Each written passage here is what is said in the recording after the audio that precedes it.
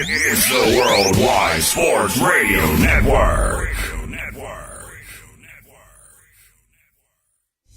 Great moments are born from great opportunity. And that's what you have here. That's what you've earned here tonight. Forget about the crowds, the size of the school, their fancy uniforms, and remember what got you here. If you put your effort and concentration into playing to your potential, to be the best that you can be, I don't care what the scoreboard says at the end of the game, in my book, we're going to be winners. On this team, we tear ourselves and everyone else around us to pieces for that inch. We claw with our fingernails for that inch because we know when we add up all those inches, that's gonna make the difference between winning and losing. It's down to the wire with Errol Marks and Speedy Petey. Oh, Petey!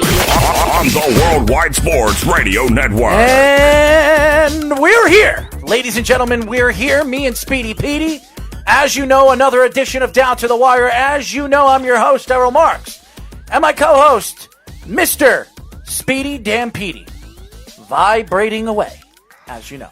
631-965-4990. As you know, you can follow us by going to our website at www.worldwidesportsradio.com.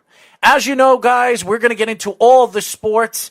Well, there is no sports going on as far as the radio is concerned. And anything that is going on in sports, we're going to talk about. And we're going to create controversy on our show because that's what we do and that's what we love to do.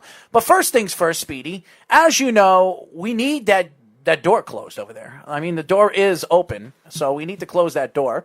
That keeps the sound in here and it gets us moving in the proper direction, as you know. But anyways, I do want to get into hot topics that a lot of people don't talk about in sports on this show, and we're going to maneuver through that. We're going to get into the NFL free agency. We're going to get into some major league conversation. We're going to get into all different conversations around sports on what we think should be hot topics in sports. So, Speedy, what is the first story we're going to get into today, which I wanted to talk about? So you wanted to get into the Yes. NFL and the gambling thing that they're doing now with a lot of states legalizing sports gambling. The NFL now wants to take advantage of that, and they bought into a share with the new CBA, the way the rules got structured, where if the sports betting is legal in that particular state of the betting of their games, players and owners would get a share of it. I don't know what the exact percentage is. I don't think they came up with it yet, but that's what they would receive as a result, which could obviously up the salary cap and just player salaries in general and help endorsements too. Well, I look at betting, and betting runs the sports world. It runs the world right now. You talk about casinos, you talk about Jake's 58 over here in Long Island, you go to Mohegan Sun, Foxwoods, wherever you want to go. You want to go all the way to Atlantic City, you want to go to Connecticut to Foxwoods, you can go and gamble, and people love to go to Vegas and love to travel out west to go and gamble. So when sports betting really picked up with the stories coming out from New Jersey, how it was going to be legalized in New Jersey, people were trying to estimate when this betting and legalized betting will be absorbed by the New York State and what New Jersey is now allowing, which is sports betting, which is been taking over not only the betting world, but as everybody knows, when you go to Vegas, that's what people do. They like to go over there to Vegas, and they like to make bets. They want to they bet the baseball season, if the Mets are 20-1 or something like that. If you're a Met fan, you're going to bet for the Mets, because if they win the World Series, 20-1. If you bet 100, what could you get, Speedy? 20-1. I forget how that works. So it would be 100-1 odds. Would you get all 100? I have to figure that out. Is there a gambling calculator? I think 20-1. If you bet $100, there's a good. I'm not positive, but don't you think you would win 20? It would be 20,000 or 200,000. I'm not sure. Yeah. Well, it's okay, Speedy. You don't have to really look it up because it really doesn't mean anything. I'm not sure how 20-1. I would say if you bet $100, you win $20,000. That's what I think. Okay. So that's just my estimation on what I think. But sports gambling has taken over the world. And a lot of people don't want to talk about it on the radio shows because they think that you're pretty much pushing betting. making kids want to bet. The millennials go out there and bet, or bet your houses away. Some of the older generation of people, the 50, the 40-year-olds, the 38-year-olds, the 35-year-olds, they're going out and throwing away their hard-earned money. Not even hard-earned money.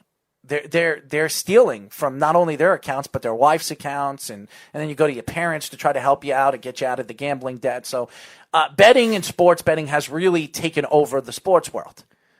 So now the NFL is looking at sports betting. Now it's become legalized here in the States, and it eventually will be legalized here in New York. I don't know how long it's going to take, but it could take another 5 or 4 years. You think it's going to be the last state? I do. Yeah. I do believe it's going to be the last state because New York, if there's one thing New York does not permit, and that's hustling and betting.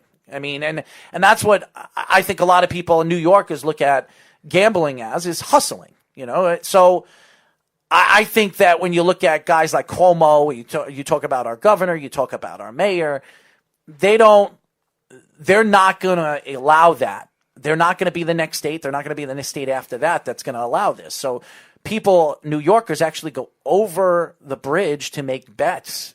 Like I said yesterday, 60% of the gambling bets from New Jersey are from New Yorkers. That's a lot. That's a huge percentage. And all they got to do is go over a bridge. And it becomes legalized. So I understand when you look at the big picture right now, and the NFL's trying to make money, and they're trying to gather more money where the players can make more money, the owners can make more money, and you see the organizations grow. And that's what Roger Goodell, Adam Silver, Gary Bettman, that's all they try to do. They're trying to find ways to bring in revenue for the organizations and bring in revenue where they can make more money for their product, their brand. Mm-hmm. And I think when you look at it from the player standpoint, I think that's going to help them get the money that they want, the extra money that they're not getting within these guaranteed contracts or these franchise tags. That'll end up helping them. Now, again, would it encourage more gambling as a result is another question. I don't know how that would affect the trend. I think that's still going to be based on the state legalization.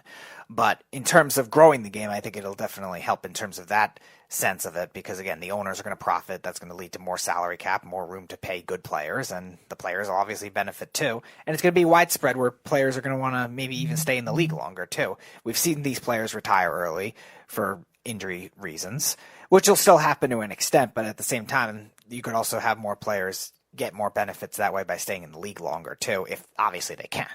And that's what the league is trying to do. I understand that when you look at some of the athletes that have been in the NFL that have been looking to bring in, get benefits, lifetime benefits, and the NFL has given that to Roger Goodell. The ownership has given Roger Goodell a lifetime of benefits for him and his family. I think the NFL has to look into benefiting some of these athletes after they retire and giving them some kind of state or organizational benefits where it can help these guys with injuries, situations that really set them, for the worst when they made it to the NFL and really put their legs out there and their knees, their elbows, their head, and all the different limbs that they put out there and beat themselves up year in and year out for 10 to 12 years. Well, not only that, by financially too. A lot of the players, they spend their money, rush to spend their money, and then they go broke after the career's over if their career isn't long enough or hindered by injuries in that right. And I understand why betting and legalized betting is going to take off here in the States, especially here in New York. It was very, in the last couple of months and in the last couple of years, betting is now, if I'm not mistaken, I want you to look up this number. Where is betting legalized throughout the state right now, throughout the country? I think there's actually, I would say there's about 7 or 8 states that legalize betting. 11, right up there. 11, yep. 11 states. And it says including New York, New Jersey, and Nevada. New York is not legalized yet. It says moving towards. So maybe Maybe New York is one of the ones that is moving towards. Yeah, but I love it when they say moving towards New York, because it always takes, when they say those things about New York, and then it comes to that selection on if New York is going to make that selection of being one of those, one of those states that are going to allow it and legalize it, they're usually the last state to approve it. Huh. So, but according to this diagram, that they're showing it is legal. So maybe they passed it, and maybe we just haven't realized. What, sports betting here? Yeah. It's one of the legal states. You have Oregon, Nevada, New Mexico, Arkansas, Mississippi, West Virginia, New Jersey, Delaware, Pennsylvania, Rhode Island, and New York. So now betting is legalized here in New York. I guess so. That's crazy. That is crazy. I didn't hear this. What, right over there, right over there. Bring it down. Bring it down. I'm trying to figure out when Bring the it down article right came out. there. Since the ruling, 11 states in New York, additional 24 states have pending legislation, while 8 states have no actions to move forward in legalizing sports betting. And New York is legalized. New York is apparently legalized as of the time this article came out, which was August 2nd, 2019. So it wasn't the initial launch when it came out in May of 2018. May 14th. I have not heard But I that guess- New York is one of the states that became legalized for sports betting. Because if it was legalized here in sports betting, you would see a lot of these different places and avenues where you can actually go and make bets. Have you seen any of them? I don't know what they would be. I've seen a couple of them. I've been to Canada. I've been to certain parts of different countries where legalized betting is legalized. I'm very surprised that I didn't hear about this. You haven't heard about this. No, it was, again, last August, so there must have been something bigger that was consuming us that we didn't hear about it. It's very, very interesting. But again, when you look at betting in sports is now going to be the biggest thing.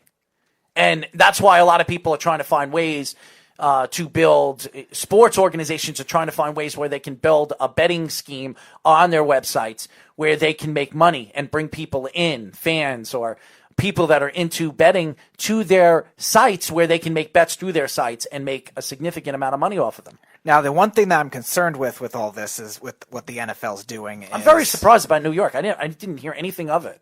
Yeah, I didn't Nothing. either. No, I didn't either because it wasn't one of the initial, I think, 4 states that were doing it, but it is pending now.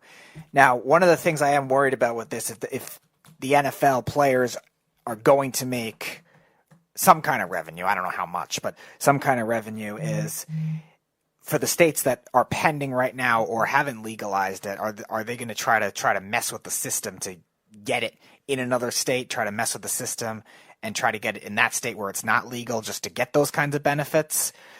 And would fans think the same thing to maybe start trying to bring it on, inheriting essentially illegal activity? So that's one thing you could be concerned about. Where The same thing with drugs, legalizing marijuana throughout the country.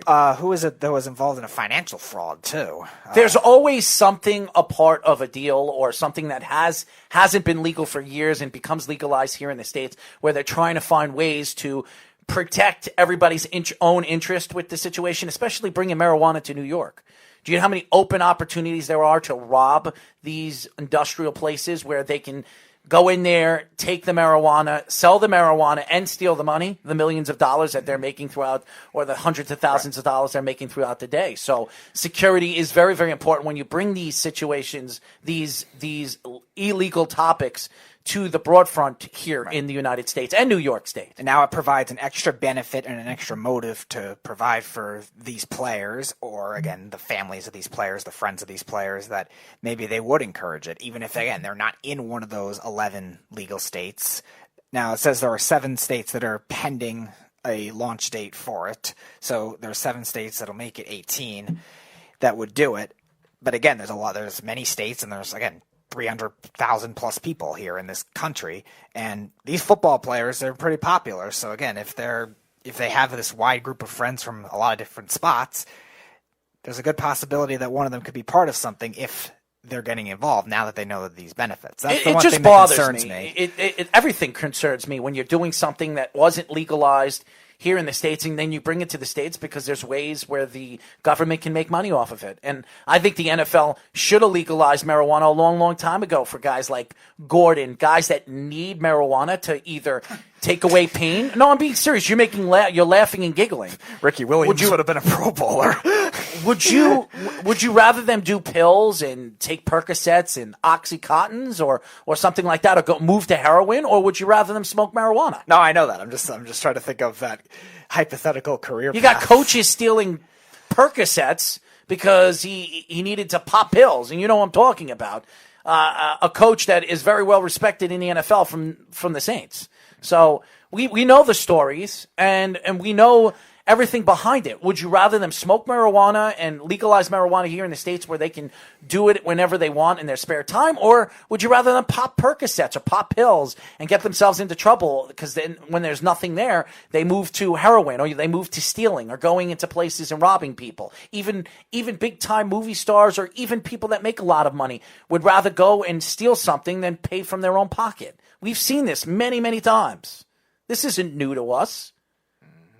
So, again, legalized betting is going to have its ups and its downs here in the States and throughout the world. It has been forever. Well, I think for the most part it will be a good thing. It just, I think there But still how? will be some scams. What would you for call a good thing? For players that wouldn't make a lot of money anyway, to get some kind of revenue, guys that are backups, guys that are practice squad guys, it'll help in terms of widespread and maybe help in terms of, again, them profiting if they are only projected of a short career. Now, again, I'm very surprised that legalized betting is now legalized here in New York. I have not heard anything about it.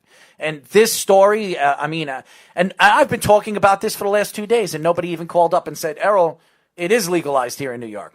I haven't heard anything of it. This was actually written Business Insider. It's May 14th, 2018. May 14th, 2018 is when the law came out, and then this article was written August 2nd, 2019.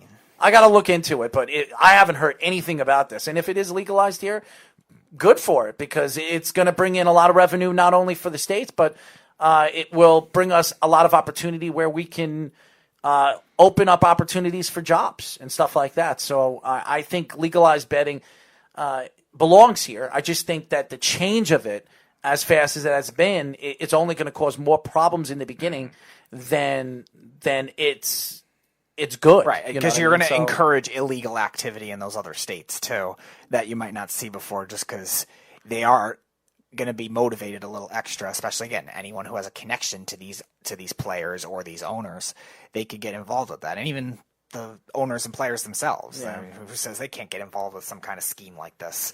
You're a giant scheme. Was it Michael Kendricks that got suspended for 10 games because he was involved in some kind of financial fraud? I'm not positive. I can't mention the player or the person. I do remember a story, but yeah, I think when he was with the Browns, he got suspended for something like that, and then he went to the Seahawks later in the season or something like that because he was involved in some kind of scheme. So it wouldn't surprise me, even if it's a lower level player, just getting involved in some kind of this, if he plays for a team where their state hasn't passed anything like that. And again, the states that have passed it like that could encourage them. You pass a lot of gas? No. That could encourage them for free agency, too. So you don't pass a lot of gas? Unless I eat something that would pass gas, no. So what makes you pass gas before we go to break? Beans. Beans make you pass gas? Yeah. Beans, any chili. Yeah. Mm-hmm. Well, how many times do you eat beans and chilies a week? I don't know. It depends on the week. So it's not a routinal thing. So would you rather have gas or not have gas? I don't care. I like beans and chili, so you like the gas. I would sacrifice for it, yeah. So having gas is not a good feeling. Is that what you're saying? Not necessarily. Is it a good feeling when you enjoy the food? If the food is great, it's worth it. Okay, so they depends on the. So you like passing most gas? Most chili is really good. So you like passing gas? Is that what you're saying? I'm not saying I prioritize it. I said I like chili enough where you don't mind. I would endure it. Gas. Yeah, I would endure it. Does it smell? Does it? What is it? It can. Yeah. It can. So it can. You can actually scare mice off their seats.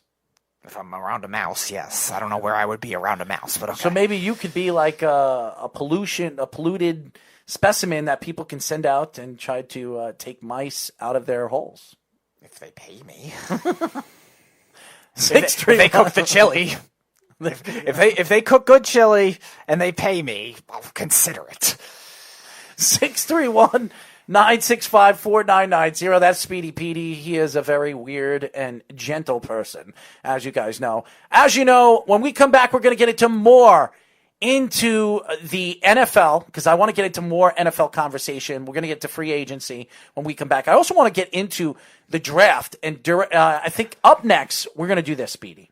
We're going to go through the AFC and NFC and some of their acquisitions of what they've made so far in the offseason and what they need to do in the draft that's going to make them a Super Bowl contender. We're going to go into the AFC East next and the NFC East here on Down to the Wire. You're listening to the Worldwide Sports Radio Network.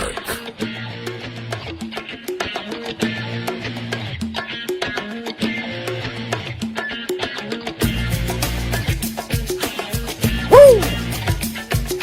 Let's go, Speedy. I only know the chorus of this. I don't know the Monday in the morning. My name's Speedy Petey here. I don't wipe my butt, and I like to fart, and I smell like underwear. 631-965-4990. I'm here with Speedy Petey. Yes, it's Errol and Speedy.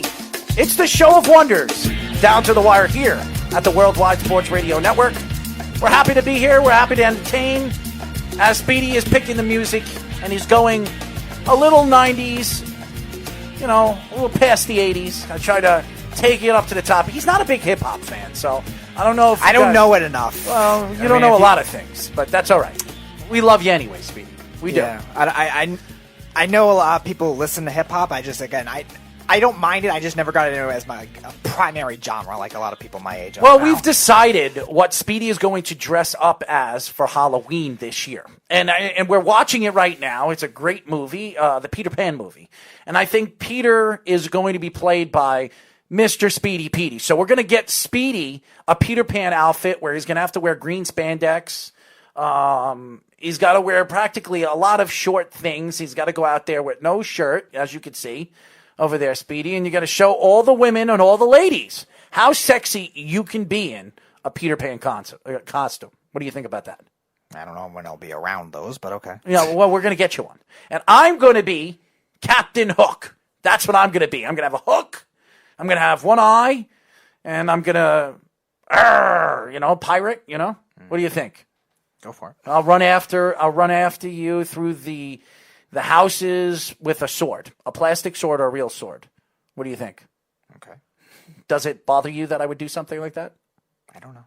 We'll find out. Well, I'm kind of lost with you today. It's too early it's too early to tell. Halloween's 8 months from now. Well, no, it's not. Yeah, it is. No, it's not. It's not 8 months away from now. It's actually exactly 8 months from now. Speedy, you're really starting March to annoy me. 31st is today. Listen, you're starting to annoy me. Anyways, why don't we get into the next subject? And I want to get into NFL free agency. And I know we've been talking about it. We talked about it yesterday. And I want to get into the free agency market. And then I want to go through the NFC and AFC East. I hope you have music set up for that because Yeah. yes, I want music set up for that. So we're going to go through the NFC and AFC East from this offseason. We're going to go through all the free agents they brought in to their organizations, and we're going to discuss on what they need to do 3 weeks from now in the draft and where they should go in the draft. Best player available or best position available. I usually go with best position. If you're looking for a particular position, depends on how much you need. Every team needs a lot. Every team's going to be different. Even Super Bowl champions need a lot. Look who won. Kansas City won the Super Bowl, and they need running back, linebacker, maybe DT, but they need another corner. They need corners too. No, they don't. Yeah, they do. Fuller and Breland are fine. Fuller. Fuller went to the Redskins. Never mind. Okay, yeah, they could use a corner. They need a number 2 corner. That's right.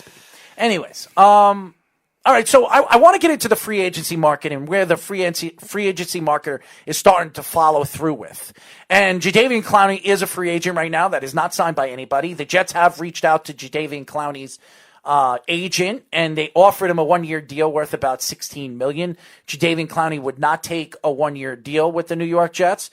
There is other teams that have reached out to Jadeveon Clowney, but a lot of them don't want Jadeveon Clowney, maybe because of the problems that he's had on the field with injuries, and he hasn't really had any problems off the field. Jadeveon Clowney's been a very good Samaritan with the Texans, but if you look at his numbers and what they tried to compare him to, I mean, they were comparing him to Lawrence Taylor a couple of years ago when he was drafted.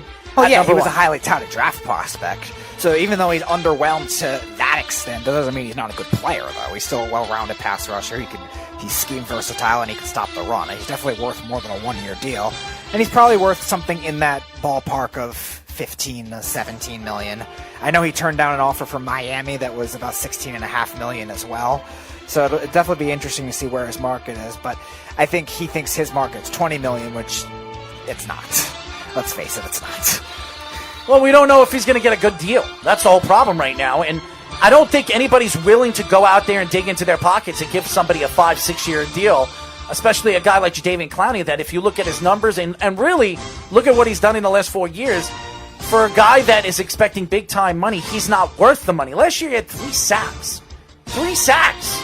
This is Jadeveon Clowney with the Seattle Seahawks. A better defense and really a better line, and how he couldn't get to the quarterback makes absolutely no sense. So because he was double-teamed a lot in the beginning of the season. That's not an excuse. We see so many different defensive players get double-teamed and they still get to the quarterback. Okay, but we're not saying, again, I'm not saying he's not worth $20 million a year. He's not worth $20 million a year. All right, so there's the argument right 15 there. to 17. I don't even think he's worth 15 or 17. Yeah, No, I don't. He's powerful. He's fast. Powerful, 3 sacks. For a team that's a very good defensive team. Very good defensive line. Who's their defensive line? Outside of Jaron Reed, who's good on that defensive line?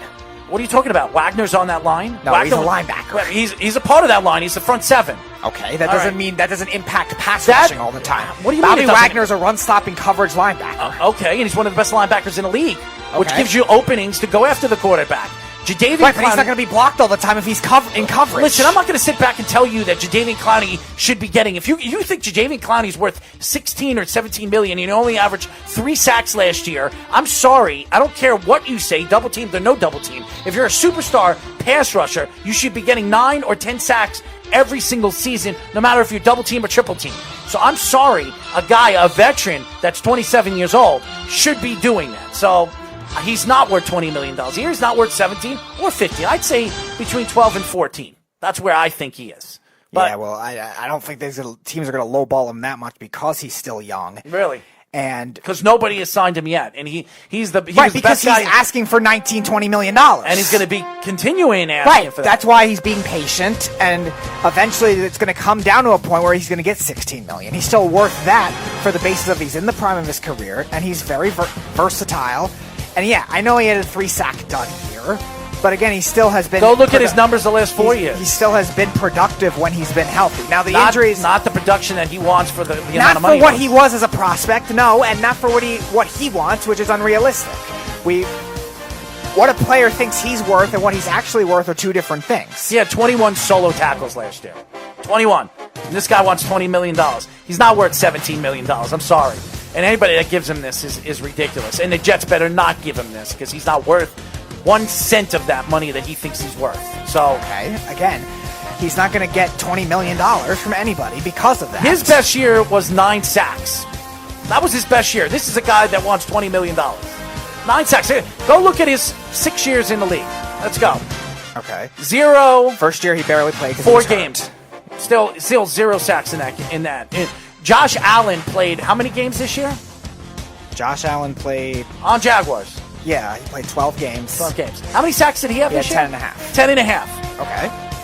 Yeah. Josh Allen, who was not a top 3 draft pick. This guy was the number 1 He was pick. thought of to be a top 3 draft He pick. wasn't. Josh Allen Okay, was not a he fell top 3. for some reason Yeah, he because fell. teams were dumb. I know. Josh Allen was not. Jadeveon Clowney was looked at as Lawrence Taylor. Okay. Yes, That's right. We're not Josh saying Allen. he's going to be what he was supposed to be as a prospect. I'm sorry. That doesn't mean he's You're not a good player. I'm not paying him $17 million.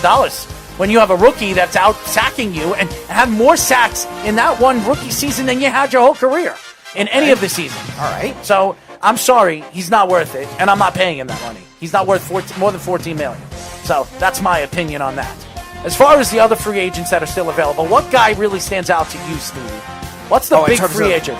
What is the big free agent right now that is available, that is not signed by an organization, that is standing out there where if you bring him to your team, he gives you an honest chance to possibly win with the position that you need to fill in?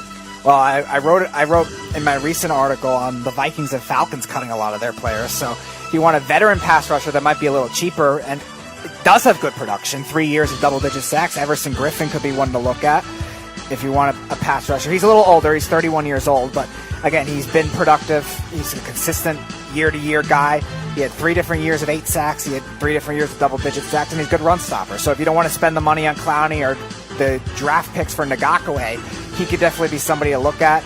Not overly fast, but again, still good, powerful guy for his size. I think a lot of teams that are looking for these pass rushers that maybe don't have the money to pay for it could be pursuing somebody like Griffin and get good value out of him.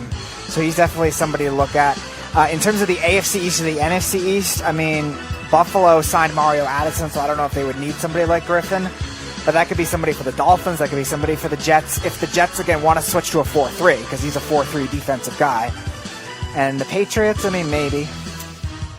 In the NFC East, you got the Giants. They could definitely use him. And the Dallas Cowboys, I think, could definitely use him. So he's definitely one on my radar for a pass rushing free agent. Are you surprised that Vinny Curry wasn't signed or traded to anybody right now? I mean, everybody keeps talking about this guy as a guy that the Jets really, really like. Vinny Curry in that defense, he gives you a little bit of a pass rusher, an edge pass rusher that can get to the quarterback.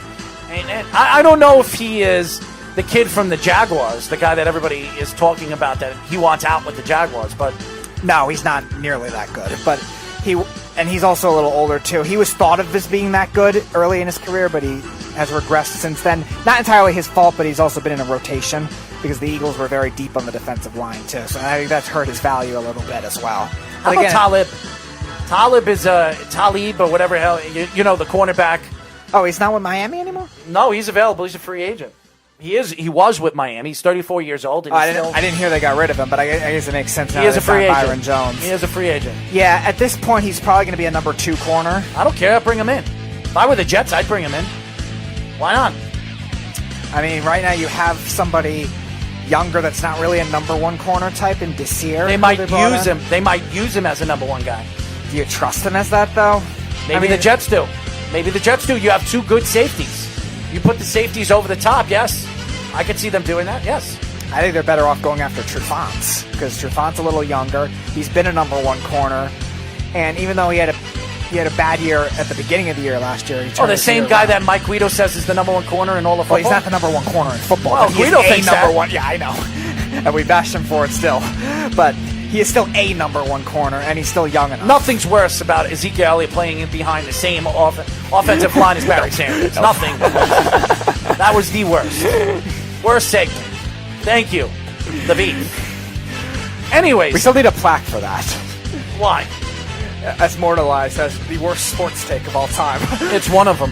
It's one of the worst ones. I don't know. It has to be the one that I've heard. I don't know what else you've heard that would be worse, but... Well, Carlos Hyde, how about him? He had a good season last year with Houston.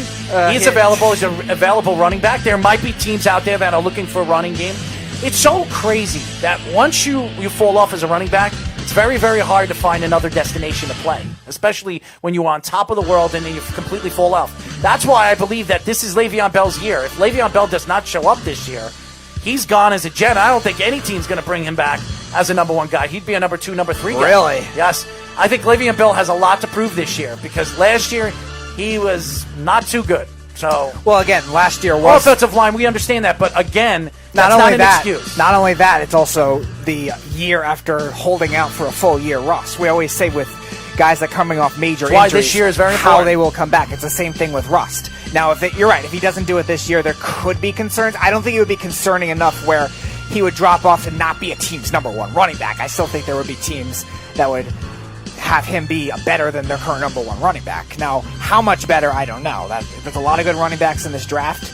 Will they be instant impact guys? I think a lot of them could be. It depends on who fills the holes in that team and who doesn't, because Bell's going to be talented enough where he's still going to be maybe at the worst a top 15 running back, top 20, but that's still going to be a starter on most teams. And it also depends on scheme too, like anything else. But Bell is well-rounded enough, especially as a receiver, where he can still contribute in that facet, even if he's not a bell cow running back type like he was with the Steelers. I'm looking at the free agents right now. There's really nothing out there that really shines to me as an NFL GM or really an NFL coach that I would want besides Cam Newton and Jadeveon Clowney. There's really nothing. Jameis Winston as my backup? Backup, yeah. Fine. Logan Ryan, actually. I like Logan Ryan. I mean, Logan Ryan's an interesting one because he's been a solid second corner for different years, but he's also been really bad in a lot of years. I'm very interested to see if the Patriots would bring him back. I think they would. Because he's very good. Belichick fits. He fits what Belichick likes to do. Jason McCourty has contemplated retirement in the past. Obviously, his brother has done the same. So there's a big drop-off after that. A lot of their rookie corners they drafted haven't worked out. I know one of the ones they drafted this year has had some off-field issues already, so they cut him. And then they traded a second-round pick in 2018 as well. So I think they would bring him back. But again, just to have a physical corner, a physical zone corner, they might just have him as a role guy. The question is, how much money does he want? Because does he still want to get paid like what he was with the Patriots, or will his price drop off? Corners are a premium, so they're going to be hard to find. But Logan Ryan's also been very inconsistent at times where that still might not be something that teams want to invest in. So now, Speedy, we talked about some of the free agents that are still available in the free agency market. What market do they have? Why don't we get into the AFC East first? We'll go through the Jets, the Bills, the Patriots, on what they've done so far this offseason and what they need to do in the draft that can make them either a playoff contender now that you've opened the opportunity where there'll be more opportunities for teams to make the playoffs, because there's extra teams that can make the playoffs now with the new rules and the new CBA rules. So why don't we go through the AFC first? So I'll let you go first. AFC East. Who do you want to start with? Start with the Patriots. The Patriots? Well, the Patriots, I think offensive weapons is definitely something that seems kind of obvious at this point, because obviously Tom Brady's not going to be able to make the weapons like he has in the past because he's not there, obviously. And N'Keal Harry's that growl? Sure. N'Keal Harry's one weapon that they're hoping can stay healthy, and then you got Edelman, and then you got the pass catching running backs. But again, how much are they going to do without Brady? How much are they going to be adjusting to? Now, the scheme will still make a difference. Belichick finds guys. He makes guys work that doesn't work on other teams. Yeah, when he had Tom Brady. But still, even he finds... When he had Tom Brady. I don't know if it's just with Tom Brady, though. When he had Tom Brady. I don't think it's just that, though. I think it's the routes he likes, the concepts he likes to use with each player, too. So when he was with Tom Brady. That's not necessarily true. Well, has it ever worked without Tom Brady? Jimmy Garoppolo was fine. Jimmy Garoppolo, did he take them to the Super Bowl? Did Chris Hogan struggle with Jimmy Garoppolo? Did they go to the Super Bowl? Did Jimmy Garoppolo take him to the Super Bowl? No, but that's not my point. That's all I'm going to say. That's not my point. What is your point? My point is these skill players are still worked in the limited time with those quarterbacks. And did they whereas they never worked in anywhere else. Did they ever take him to a spot where you could say, oh my God, he took me to a Super Bowl. He took me to an AFC title game. He took me to a semifinals. He didn't do that. Jimmy Garoppolo didn't do that. Okay. He took the San Francisco 49ers to a Super Bowl last year to bomb in the fourth quarter because of a stupid, ridiculous Kyle Shanahan coach who doesn't know how to run the ball at the last 5 to 6 minutes of the game. They didn't have the ball. Well, they had the ball at certain aspects of the game, and they could have ran the ball when they had 8 minutes to go. Yeah, run the ball. Yes, run the ball. Too early to get too conservative. Really? Not me. I'm running the ball. I'm running out the time. They didn't lose the game on time. Well, that's right. Well, they were up by 10. The Chiefs took the lead with 2:12 to go. 2:12 to go. That's a lot of time. That's a lot of time because they didn't run the ball. They were throwing the ball and giving the Chiefs didn't more. matter. Yes, it does matter. That's what you don't understand. You never played football. You never played sports. So you don't understand. It's about strategy of time. Exactly. Strategy of time. You have 8 minutes and you can control the clock for 3 or 4 minutes. You have to get a first down. Run the ball. Instead of throwing the ball, okay? All right, let's see. Ball Let's see. Instead of throwing the ball. What do you think a defense is going to think they're going to do? Speedy, run the instead ball. of screaming into a mic, how many times did they run the ball the last 8 minutes of the game when they had the lead by 10 points? When they had the lead by 10 how points, many times? They had one drive. They ran the ball twice, struggled, and then they threw it on third down because it was 3rd and 8. And then they threw the ball for the rest of the time. They didn't have the ball! Exactly. So they went 3 and out every time because they were predictable. They're predictable because they should have ran the ball. No! Yes. Predictability is doing what you think the defense is going to do. When you run the ball, do something when normal. you run the ball, how much time do you lay off on the clock? Depends on how fast you snap it. How much time when you're in play? In most circumstances, 40 seconds. 40 seconds. So you take 40 seconds and you touch the ball. They had the ball. They had possession of the ball twice with 8 minutes left. They had the ball twice. Okay. So 20 to 17.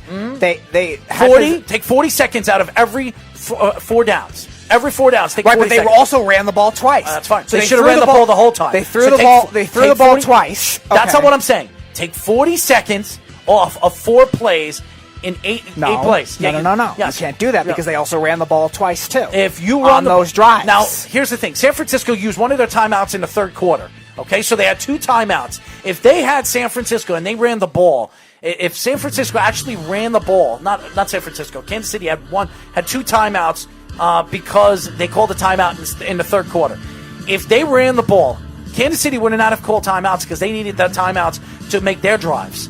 I believe that if they took 40 seconds off the clock, 4 downs on each down, that would have taken it down to almost 2 minutes left of the game. Right, that but you still have the 2-minute warning though to factor in. That's fine. So all right, so they score at 1:20 instead of 2:12. It gave you the lead, and it gives you. If anything, that gives you less time. And they're a better running team than they are a throwing team. So you should have ran. Which makes it predictable. They stopped the run. The Chiefs stopped the running in the fourth quarter. Give them credit. No, they didn't because they didn't run the ball enough. They didn't stop. They did on first down every drive. First down. So you ran the ball 4 times in a quarter. That's it. That's all you did. They didn't have the ball much. Because they didn't run the ball enough. No, That's because why. they scored. They needed to run the ball. Their best attribute when it's 13-10, are you saying, no, we can sit on this lead? No, you're not. First of all, it wasn't 13-10. It was actually 20-10. At the start of the fourth quarter, it was 13-10. They scored early in the fourth quarter. It was 20-10. Yeah, it was they scored early in the fourth quarter. It was 20-10 with about 7 minutes and 31 seconds left of the quarter. If you ran the ball, you probably would have gotten a first down because you're a good running team, and I don't care how predictable you are, you run the ball. That is your strength. They did not do that. Okay. Kyle Shanahan, let me ask you a question. He's a bomb-taking idiot who doesn't know how to call plays at the end of the game. The Jacksonville Jaguars, when they were good 2 years ago, were they a running team? Did they go to Super Bowl? Hold on. Were they a running team? Yes, they were. Okay. They ran the ball almost every time. Stop screaming in the mic. Just like they ran the ball almost every time and blew a 20-10 lead. The same lead the Niners blew. And you're not blaming them for that, are you? It's the same kind of thing. They were a running team. They stuck to it. The Patriots figured it out because it was predictable. Because that was what they were going to do. Hey, Speedy.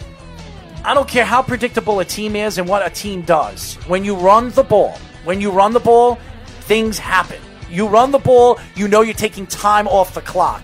And when you have a 10-point lead, when you have a 10-point lead in a Super Bowl, and how many games you see a comeback with 7 minutes and 31 seconds coming back from a 10-point lead, you don't see that. As a matter of fact, I don't remember the last quarterback that came back from a 10-point deficit in the fourth quarter in a Super Bowl. So, again, it doesn't happen. And if he ran the ball, they would have won. Kyle Shanahan is a moron. That guarantees you anything. To me, it is. No, it doesn't guarantee you anything with 7 minutes. If they were throwing the ball with 5 minutes to go in a 10-point lead, okay.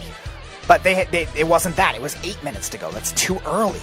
You can't get predictable. That's how bad coaches are bad coaches. They game plan all the same way, and they're too basic, and they sit on leads, and they don't make the right decisions. I don't mind him trying to do something different when your run game in the fourth quarter wasn't working. All right, why don't we come back? We'll come back from break, and when we come back, we'll get into the NFC and AFC East as far as some of the moves, acquisitions they've made in the offseason, and what they need to do in the draft here on Down to the Wire, here on the Worldwide Sports Radio Network. It's the Worldwide Sports Radio Network.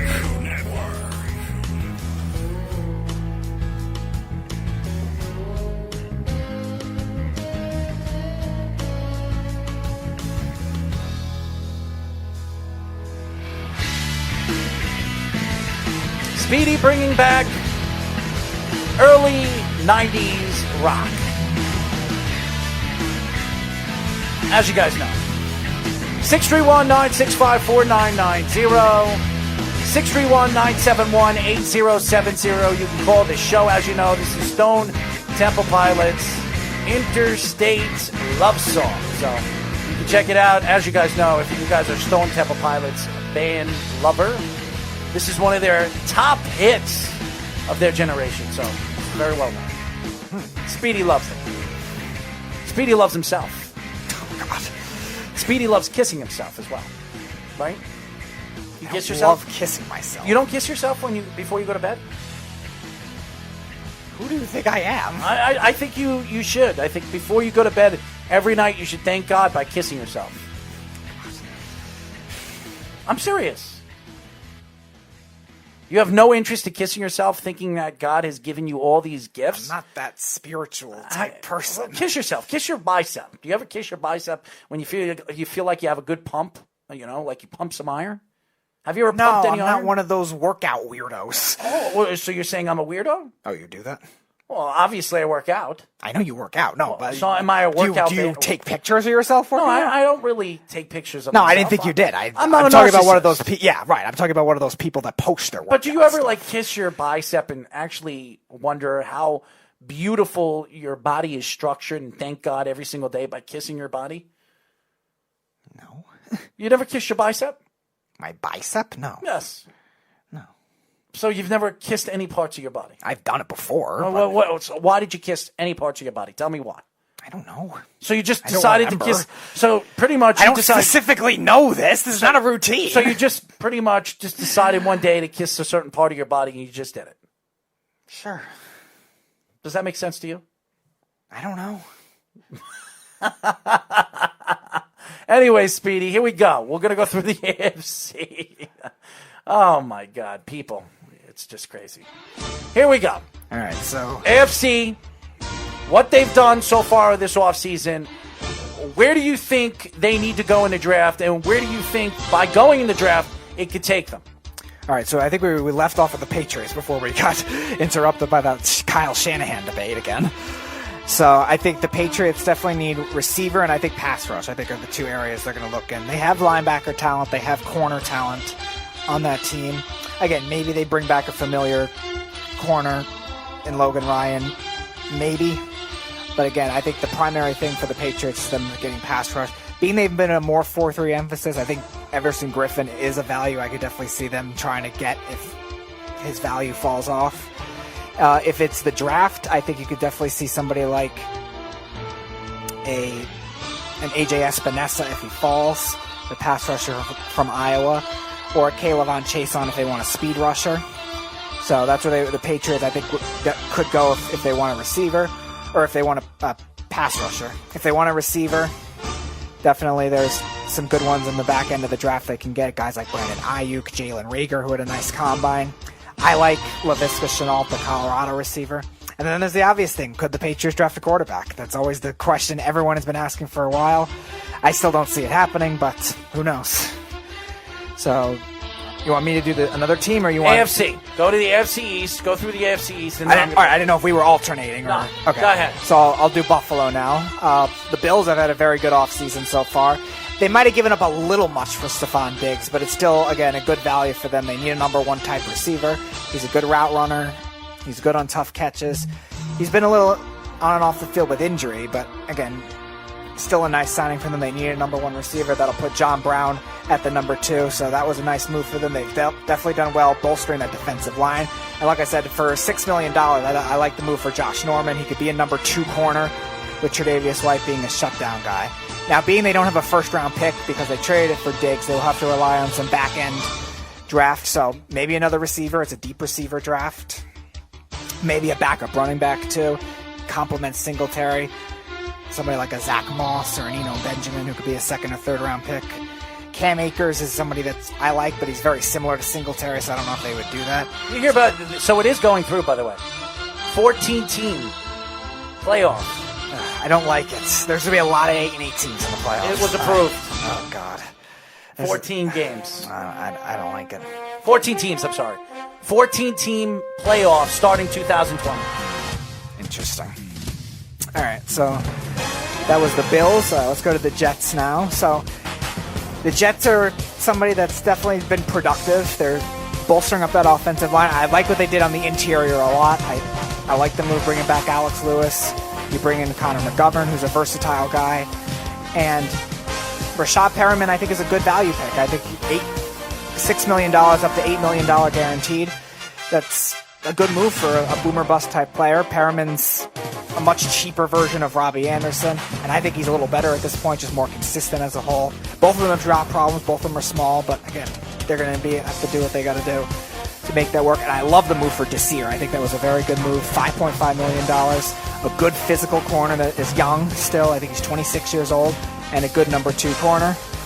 In terms of the draft, I mean, the Jets either have to go receiver or offensive line number 1 at first round, and then whatever they don't do in the first, they probably do in the second. Jerry Jeudy is definitely the guy you should want, and rightfully so, if he falls there. And then in the second round, if they do receiver in the first round, the Auburn tackle, I always forget his name, it's Prince something, could be a good target for them if they go that direction. If they go offensive line in the first round, and a guy like Andrew Thomas would be good. And in the second round, maybe complement it with some of the guys I listed for the Patriots. Guys like Shenault, guys like Ayuk, who are bigger body type receivers, which the Jets could use. So that's the Jets for me. And then Miami, they've had some good, they've had some bad this offseason, but they've done a nice job with that defense. Byron Jones, obviously the big signing. I like Emmanuel Ogbah. I like Shaq Lawson. It's good pass rush depth. They still need that premier pass rusher, though, and that could be something they could address with one of their picks. They brought Noy in, too. Yeah, Noy I like. Good scheme fit. Well-rounded linebacker. And Jordan Howard I like, too. 2 years, $10 million. That's a very good move for him if he could stay healthy. He had trouble last year staying healthy, but he's been good beyond that. The Dolphins still need a lot, though. They need a lot on that offensive line. They need a lot with receivers. Parker had a nice year. Can he keep it up? I don't know. And obviously, who will be their quarterback? That'll be the big question with them. So there have been some good, some bad, including them signing Eric Flowers. What's wrong with Eric Flowers? A lot of things. He had a good season last year. He did. He actually played surprisingly well. So why are you laughing at that? Because they signed him for $10 million a year. Okay. That's Eric Flowers. And Jadeveon Clowney wants $20 million, and he only had 3 sacks last year. But you think he's great? Yes, because everybody signs everybody on what they did last year. I'm looking at what he's done in his career. 32 sacks in 6 years is not good for a $20 million pass rusher. Sorry, doesn't work for me. Anyway, he's not going to be a $20 million pass rusher. He's not going to be a $16 or $17 million pass rusher either, because I don't think anybody would pay him that, because I don't think he's worth it. But that's just my opinion. Thank God the Jets have not made or pulled the trigger. And if they do pull the trigger, I'm not paying him more than $14 million. Give him 1 year, $15 million. Nothing more than $15 million. New England. I like what the New England Patriots have done so far this offseason, besides losing Tom Brady, which everybody has taken shots at the New England Patriots, that they don't know what they're doing, and maybe Bill Belichick is falling apart or falling away from possibly thinking that they're going to be a Super Bowl contender for the next 5 to 6 years, and they could take an opportunity to rebuild this team. But I don't think the Patriots or guys like Bill Belichick are thinking that they need to rebuild. I think they believe that they're still a competitive team in the AFC East that's still kind of weak. I look at the Patriots. They're going to need to look for a quarterback in this year's draft. I do not believe any of their big-time quarterbacks that they have on their roster right now are going to be big-time quarterbacks anytime soon. I think if you like a quarterback of your expertise, and you know what Bill Belichick, he knows how to find quarterbacks. He found Jimmy Garoppolo. Jimmy Garoppolo was in the Super Bowl last year. He brought in Tom Brady as a 6th-round draft pick. He became one of the greatest quarterbacks of all time. So I think Bill Belichick knows what he's doing as far as drafting quarterbacks. So if he likes a quarterback that he likes, you move up and you snag him up in the first round if you like a particular quarterback. I think the Oregon quarterback, the Herbert kid, I think he would fit very, very well into scheme. He's a pocket quarterback that can move inside and out. Very accurate, very powerful thrower. Unbelievable size and ability that kid has. And I think Bill Belichick can really build him as a quarterback in the AFC East and become one of those quarterbacks that you expect to be elite quarterbacks in the next 5 to 10 years. So I think Justin Herbert would be a great acquisition for them. Again, the Patriots, did they make a lot of moves? They lost some players this year. Losing Van Noy does hurt their defense, but Bill Belichick had a very good draft last year. They brought in some linebackers last year, and they still have quality players on that front seven. So I think the Patriots are going to I think they're going to have to look at their front seven. They got to rebuild their front seven and also their offensive line that was very, very weak last year. Yes, they had a lot of injuries there, but they need to find a good offensive lineman that you could fill in particular downs or really throughout the game. So I think game plans. Yes. Too, yeah. So I think that's something that they need to look at in a draft. As far as the Bills made a lot of good moves in the offseason. They added Stephon Diggs, who I think you overpaid for him, but you're bringing in a number one guy. They're not easy to find. This guy has been a successful number one, number two in the NFL with Minnesota. You add him with Josh Allen, gives Josh Allen that deep threat that he has not had, and he's been looking for really since he's come to that team. They had Sammy Watkins there, but Sammy Watkins wasn't there long enough to really give Josh Allen that deep threat. So I look right now at the Bills. They needed that threat. They added that. They have a very good secondary. They showed that last year. They added another secondary help in Gordon, who I think is going to help them significantly, especially as your second second corner on the other side of one of the most underrated. One of the most underrated corners in all of football. You can make a case he's the best corner in football. He played really well last year. And you just look at the Buffalo Bills this year. They're structured very, very well. They have a very good coach, a quality coach, and they were in the playoffs last year, and they were one player, 2 players away from going into the semifinals. So you just never know. And I think the Bills' defense has been one of the best defenses in the league for the last 2 or 3 years. So having that quality of defense, gives you an opportunity to be a championship competitive team every single year. I'll go to the Jets after. Miami Dolphins, I like what they've done so far this offseason. Van Noy is a good player. They've added good talent to that defense, which they practically scrapped and got rid of in the middle of the season last year, giving away their top corner in Fitzpatrick to the Steelers, and really rebuilding and trying to rebuild around this draft and next year's draft. That's something that you want to see. So that's going to be something that you're going to be interested to see what they're going to do in this year's draft. They need Tua. They need a guy that's going to be depended on in the future for this organization, especially with Sam Darnold and Josh Allen in the same division as you. So I think Miami does that. They try to move up and get the Tua or the quarterback that they feel, maybe Burrows. Maybe they want to move up to number 1. There's rumors they might want to trade up to number 1, but again, that could take a price, and I think it's right now worth it for them just to take the quarterback at 5 and then pick the rest of the team, because they still need a lot. So I think they've made some good acquisitions. I think they're going to be a very good team this year, a lot better than anybody thought they were going to be. Winning 5 games last year, I could see them, knowing that there's 14 teams that make it to the playoffs, that gives really 2 teams a chance to, in each division or each league, to make it to the playoffs and possibly squeak in and go for as far as making to the Super Bowl as an 8-8 team. That could happen. That could happen. And just the other thing too, you got to be worried about with the Dolphins. Not everyone's going to play down to you like they did last year too, when you were actively tanking, and again, nobody were taking you for granted. Everyone was playing down to you, so they're not going to do that anymore with this free agency. And as far as the Jets are concerned, the Jets added that offensive line help that they needed. They added 4 offensive linemen to that a center of guys like Brian Winters that is still there. Harrison is still there. They have the kid that they drafted last year from USC. They have some depth that they can look at. Now I heard that Trent Williams is available again, and now no more than a 3rd-round draft pick they're asking for. That's something that the Jets should look at. Bringing in a guy like Trent Williams, where you don't have to go after an offensive lineman in the 1st round this year. No, if they get Trent Williams, definitely not. You can go after a wide receiver now in the 1st round, a Judy or somebody, or a Lamb at that magnitude, where it gives Sam Darnold that deep threat and that number 1 target that he desperately needs for that team.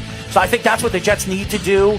Try to maybe make a move for a guy like Trent Williams that you can put him on the other side, Font on the other side. You solidify your tackle positions, and now you build within. And I think that bringing in some of the inside players like McGovern is going to give you the opportunity to add and really subtract players in that offensive line when you need them against certain teams that you need a big-time running offensive line or a big-time pass rush offensive line. So I'm interested to see what the Jets are going to do this offseason and how they're going to go upon going for drafting particular players and how they're going to go upon drafting particular players in the draft. So, but I like what the Jets did. They added a corner. They added a wide receiver because they lost Robbie Anderson and Perriman. That gives you almost the identical yards for less plays. So I like what the Jets have done, but they're looking for that big-time wide receiver, and they need a corner. They need another corner, a number 1 corner, and they need a pass rusher. And that's something that they've been talking about, making a move for that guy from the Jaguars. Ngakwe. Yeah, that's been coming out that they're willing to give up a 2nd round this year and a 3rd round next year to bring in Ngakwe, a guy that they need a pass rusher, an elite pass rusher in this league.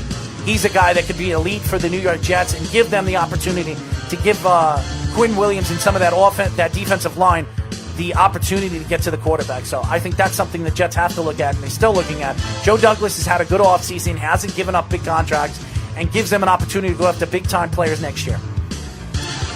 Alrighty, so I guess I'm doing NFC East now. So I'll start with the New York. Change the music. I'm sick of this music, Stevie. Give me some good music. What are we doing here? Same music over and over and again. I understand. It's a good throwback. It's a throwback to what? Tyler's show? The Harrison home stretch? No, it was a throwback to that great theme.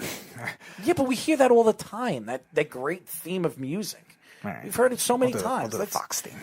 All right, let's get this party rolling over here. Are we ready? No, and we got commercials. Thanks to good old Speedy, ladies and gentlemen. No, the greatest. You wanted to change the music. The greatest producer known to man. You wanted to change the music. That's your fault. Are we ready? Let's go. Come on. Let's go. There's the music. Here we go. All right. So NFC East, New York Giants. Damn you, Speedy. You're smelling up the room. I don't know what you ate. Did you eat chili today? No, I did not eat chili today. Well, you're smelling up the room. All right. So Giants made some defensive signings, I think, for the most part. I like the deals they made with the linebackers. Blake Martinez is a talented linebacker when he's healthy. He's had some injury issues early in his career, but again, 3 years, $30 million. It's a nice deal for him. One of the best run stoppers in the league. Versatile both inside and out for a 3-4 defense. I like that kind of move. James Bradbury, I think they overpaid for a little, but I still don't mind the player. I think he's a guy that's improved every year. He's been more of a zone corner, which again worries me because the Giants are a little more of a man-to-man coverage team unless they change things with their new defensive coordinator. But they've been more man-to-man throughout the last couple of years, so that worries me a little bit. But he's a rising young corner. He's been kind of a low-end one, a high-end two, which is it's fine. You need corners in today's game. They're hard to find. So I like that move too. The rest of them are just really depth moves. I mean, they got 2 tight ends. Well, thank you. We know they have 2 tight ends, but what do they need to do in the draft that's going to give them the opportunity to be a Super Bowl contender or a playoff contender? So what I want them to do if they keep the pick is Isaiah Simmons, because I think he's as unique of a defensive A lot of people prospect, think he's going 2 or 3. which is very possible. I think what scares me the most is Carolina jumping in front of them to get Isaiah Simmons to replace Kuechly. I think you could definitely see that. So if he's there and they keep the pick, I want Simmons. I wouldn't mind if they trade it back either because they still need a lot. They still need a lot on that defense. They need pass rush. They could use some safety help. They help their linebackers a little bit, but even so, I don't mind them getting another one of that. And then offensive line, they definitely could use some of that too. So I don't mind if they trade back either, but if they keep the pick, I definitely want Isaiah Simmons for the New York Giants. They need to do a lot. They need to hope this coach is really going to instill that culture, and they need to hope Daniel Jones can take the next step. Hopefully Jason Garrett's the right offensive coordinator to do that. So we'll see. I think he is. Speaking of Jason Garrett, the Dallas Cowboys, who no longer have Jason Garrett as their head coach. No, they don't. They've had a very... Big mistake. God. You're the only person who thinks that. No, Tyler thinks that too. That Jason Garrett's a better coach than Mike McCarthy? Yes, he thinks he's a better fit than Mike McCarthy. I'm not saying Mike McCarthy isn't a better coach than Jason Garrett. I said Mike McCarthy's offense doesn't fit the player and the player personnel that the Cowboys have, which is going to affect what they're going to do this year offensively. So yes. All right. So aside from smell, that, by the way. God, enough with that. You do. You smell. So the Cowboys, again, they've had a very chaotic offseason for the most part. They overpaid Amari Cooper, which we both agreed on. What's up, Mattis? For $20 million a year, which was insane. And then they franchised Dak. We'll see what happens with that. They made some good moves. I think they improved their interior with Dontari Poe and Gerald McCoy. Those are both nice, good value picks. They need to improve their run defense. But they also lost Byron Jones. And they've also, again, still haven't shored up their other end of the pass rush with DeMarcus Lawrence on that side. And that's a big issue because Lawrence was also double-teamed a lot last year, too, after getting paid all that money and did not produce. So that's going to be a big issue for them to find. So that could be one area they could look to in the draft. I think they're picking at 17, but they definitely need secondary help. So they need a corner badly. They bring in HaHa Clinton-Dix to help the safety department, but they need a corner badly. So if you're the Dallas Cowboys, that's definitely where you have to go in this draft. Either a pass rusher like Espinosa or Chason or a corner. You got C.J. Henderson. You got Christian Fulton.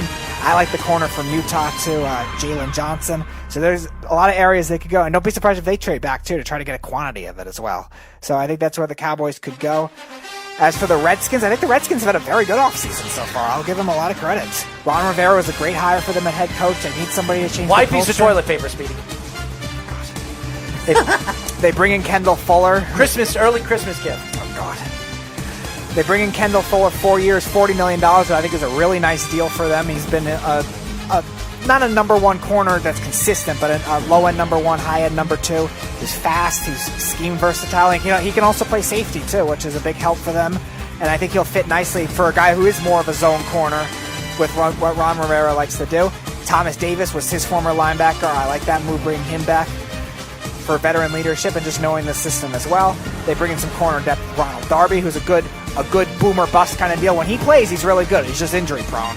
and he sometimes was misused in Philadelphia. You like the bust, right? I mean, I'm a Giants fan. So Do you like the bust? I'm hoping he busts. No, but do you like to bust? Do I like to bust? Yeah, like bust, yes. Depends on what it is. I don't know. So you don't like to bust, bust a move, Sure. Yeah, fine. Yeah. All right. Show us you bust a move right now. Oh, God. No, that's not happening. Okay, go ahead. All right, so they franchise tag Brandon Scherf. I'm trying here. I'm really trying here. Oh, my God. Go ahead. They franchise tag Brandon Scherf, which hopefully they can get a long-term deal done for their sake, but otherwise they might have to trade him, which that could look bad. And then again, they're already trying to trade Trent Williams, so we'll see what they can do with that. They lost a lot of value. Bust a move. In terms of the draft, I think they personally should try to trade back, try to get the biggest bargain that they can, because I don't think they need the top defensive players that are getting there at that draft. So I think they should try to trade back, try to get value, because they need a lot of offense. They need receivers, they need offensive line, and they could use some running back help too in a deep running back draft. Darius Geis has had trouble staying healthy. Bryce Love is a good backup too, but he's had trouble staying healthy as well. So they need to focus on offense to help out Dwayne Haskins, or help out, even if Kyle Allen becomes the starter, help out Kyle Allen, whatever they can do, because that offense is not good right now at all. And their defense is pretty good. It's not great, but it's pretty good, where they have to really focus on offense. And then you get the Philadelphia Eagles. No, there you go.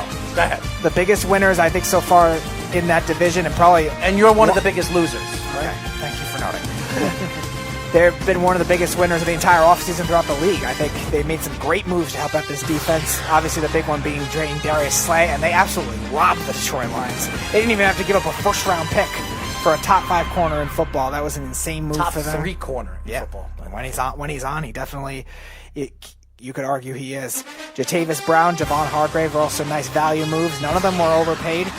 I think that'll help up the middle of the field, which is a big weakness for the Eagles. And Jalen Mills and Will Parks are both versatile guys that can play both corner and safety. So that Jim Schwartz can do a lot of different things. He loves to mix up coverages. He doesn't like to blitz very often, but he loves to disguise certain things. So that will definitely help out a lot. In terms of the draft for them, they're drafting pretty late. I think they're 23, 24, if I remember correctly. So again, their focus is still going to be receiver and corner, because they had a lot of receiver injuries last year. I like the kid they drafted last year in J.J. Arcega-Whiteside. We'll see if he takes a big step up, but he's also another guy who's always injury prone. They have Deshaun Jackson there. They have talent on that team, but again, they still could use another guy for depth purposes, and then corner too, or linebacker should be where they look at in the draft. Again, same kind of thing. Shenault, Ayuk, guys like that are going to be guys, Rager, guys to look at if you want a receiver. And then the same guys I was talking about for the Jets, Fulton, Henderson, guys like that. Curry. For corners, I'm talking about. I'm talking about defensive players. No, I'm talking about for draft picks. Those will be area to focus. And even linebackers. You got Patrick Queen. They lost Darby, by the way. They did, and they replaced him with Slay and replaced him with some versatile guys. So I think they'll be able to handle that okay. But in terms of young corner that could rise, that's where I think they could go. And then linebackers, you got Patrick Queen, you got Zach Bond, you got Kenneth Murray, who are all guys that could be available in that spot too. There's going to be a lot of traffic though in that late end of the first round though, because there's going to be a lot of teams, a lot of playoff teams that need linebackers. The Chiefs, the Ravens, the Packers. So it'll be interesting if they take one before that. They'll have to take it in the first round. So I love what the Eagles did, and Howie Roseman proves again why he's one of the best GMs in football. And that was Joe Douglas's boss. So there you go. Yep. Let's go to the Washington Redskins. I like what they did bringing in Ron Rivera. That helps their defense. It's going to help their young defense with all the weapons that they've had in the last couple of years, building through the draft. They have all these number 1 draft picks. Now you had a defensive-minded coach that's going to help some of these young defensive players really develop some of the skills that they didn't have in the last couple of years, having an offensive-minded coach that really didn't help the organization out with their strengths from their weaknesses. So I think the Redskins could do that. Also, there is rumors that they're going to possibly bring in somebody like Cam Newton. They brought in the kid Allen. They made a trade that was a good trade for the Washington Redskins, bringing in a backup quarterback of that magnitude. Had a very good year as the starting quarterback for the Carolina Panthers, taking over for Cam Newton. Dwayne Haskins looks like he's a promising young quarterback where maybe you can move him if they do bring in somebody like Cam Newton. I don't know what the plans are with Ron Rivera, but I like what they've done in the offseason, the Washington Redskins. They added some depth offensively, and they gave themselves some defensive quality players in the free agency market, too. They did lose guys like Gordon, who's no longer... is it Gordon? I'm sorry. I'm not Gordon. They're corner. Norman, I'm sorry. They lost Josh I think Norman. Fuller's better at this point, so I think it's an upgrade. Yeah, but again, losing Josh Norman, it does affect the organization and the team, because Josh Norman, even though he didn't have a great season last year, this still is a star corner that has had success with the Washington Redskins. So that's something the Redskins, as far as the Redskins need to do in the draft, well, they need a lot of offensive weapons. I think that's something that they have not done very, very well over the years. Bringing in a number one wide receiver is something they don't have. They have weapons. They have good number twos and good number threes, but they've never had that number one guy that they can depend on to go up there. They had Garcon a couple of years ago. I think he wasn't a number one guy. I think he was a quality number one. He was a good two. But I think Garcon, he had number one statistics. So, and Garcon could have been a number one. He was a number one in Indianapolis for a while. Yeah, it's easy to have number one receiver statistics when Peyton Manning's your quarterback. It doesn't matter. Garcon has had a pretty good career. If you look at his numbers, they're borderline Hall of Fame numbers as a wide receiver. Go look at his numbers. Pierre Garcon. Yeah, go look at Pierre Garcon. Go look at his numbers. Borderline Hall of Fame Borderline. I didn't say they're Hall of Fame numbers. I said borderline Hall of Fame numbers. 7,000. He had 2 seasons of 1,000 receiving yards. Okay. That's borderline Hall of Fame. So what does that mean? All right, 113 catches. Go look at Edelman's numbers. Go look at Edelman's numbers. Edelman's not a Hall of Famer either. A lot of people think that he is. He's not. A lot of people. He hasn't had a good enough regular seasons. Well, just look at Edelman's numbers. Go compare Edelman's numbers to his. Okay. Everybody thinks Julian Edelman. I don't. Well, you don't. Other people do. I don't know why. He hasn't done it for long enough, and he hasn't had enough 6,000 great regular seasons. 6,507. So Pierre Garcon played it almost just maybe 10 or 12 more games more than Edelman. He has 2 more career touchdowns, and again, he's had 1,300 more yards. Okay. He's played a little longer. Yeah. Okay, and fine. They say Edelman is a borderline Hall of Famer. But he's not. I don't know. He's not. I don't know who's saying this. He's not a Hall of Famer. I didn't say. Listen. Again, there are running backs that made it to the Hall of Fame that shouldn't be there. Yeah, Terrell Davis, I know. Yeah, so who's to say Edelman's not a Hall of Famer? And who's to say Pierre Garcon, who's a very good Samaritan in the NFL, is not a Hall of Famer? He had 2,000-yard seasons. So what does that not mean? a Hall of Famer. So what does that mean? His best touchdown year was 6. I mean, right. that doesn't matter. That's a decent receiver. If you're a Hall of Fame receiver, you should have multiple double-digit touchdown seasons. You should have multiple 1,000-yard seasons. Really? More So than 2. So you work for the NFL. So you judge who's going to the Hall of Fame and who's not. Hall of Fame is greatness. Yeah. Great receivers. All right, and we've seen that with the major leagues. And how many guys that we've seen in the last couple of years that have gone to the Hall of Fame that are not great? The Major League Baseball Hall of Fame is the stingiest one of all. Well, not anymore, because there were players that they brought in a couple of years ago that were not, to me, that were not Hall of Famers. So, and even this year, who went to the Hall of Fame this year? Derek Jeter, no. And Larry Walker. Larry Walker, who's not a Hall of Famer. We disagree on that. Who's not a Hall of Famer. I agree with you in some circumstances. Like, I think they let Jeff Bagwell, I know they let in, who shouldn't have been in. And who was the other one? The White Sox guy. The outfielder. I can't. Let's get off the subject here. But you're right. There are some, but for the most part, they're a stingier Hall of Fame. I'm not saying Pierre Garcon is a Hall of Fame. I said he's a borderline Hall of Famer. If you look at some of the players that have made it to the Hall of Fame, and you shake your head, I've seen, and I'm going to see wide receivers make it to the Hall of Fame that have less than 10,000 yards. You're going to see it. You're going to see it. Watch. You're going to see it. Averaging 700 yards a year is not a Hall of Famer. Well, again, you're looking at the seasons that he played in certain seasons that he didn't play every single. Well, the last 2 seasons, 8 games. He didn't play a lot of games in the last 2 seasons because of injury. Okay. But the 16 games, if you look at his, I can't see it. Okay, 2016, he had 179 He was catches, 1,041 yards, 3 in 2008, touchdowns. 2009, 2010, okay and season. 2011, he was the second and a third wide receiver for the Indianapolis Colts. Reggie Wayne was the number 1 guy there. Okay. A number 2 receiver is generally not a Hall of Famer. That's not true. Okay, Reggie Wayne could be a Hall of Famer. He was a number 2 receiver for most of his career. Okay, fine. But there's not a lot of number 2 receivers that are Hall of Famers. I'm not going to argue my points here because it has nothing to do with the conversation of what I'm talking about. Eat your mic and shut up. How's that sound? The New York Giants, I think the Giants need to have a good draft this year. They had a great draft last year. They brought in, to me, a great quarterback, a good quarterback that could turn into a great quarterback. He showed promise in certain aspects of his game last year. Fumbling the ball he needs to work on, but he had 25 or 24 touchdowns, 13 interceptions.